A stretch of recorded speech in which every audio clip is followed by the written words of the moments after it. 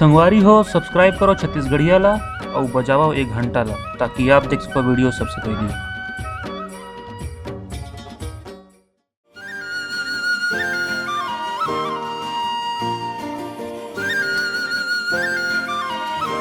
ये तो प्लास्टिक का है, मुझे नहीं चाहिए। oh, no!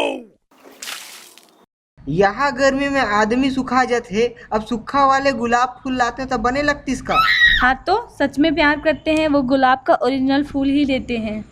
कर देश न करे जे जले वाले बात, तोर से बात करे बर मैं अपन गुटका ला तक थूक दे।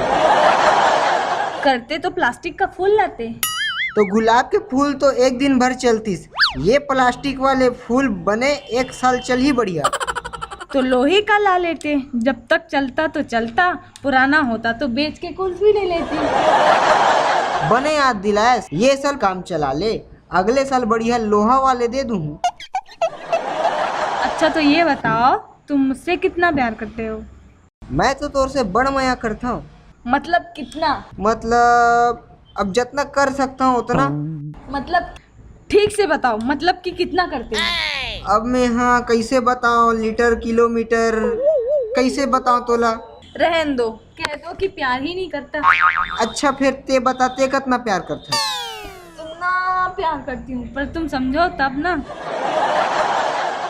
तुम्हें पता है वो किंजल का बॉयफ्रेंड उसको रोज नए नए गिफ्ट देते हैं। ओ टूरा साले रेशका के गिफ्ट के दुकान हवे, ओ तो देवे करी, सब सस्ता मिलते होला।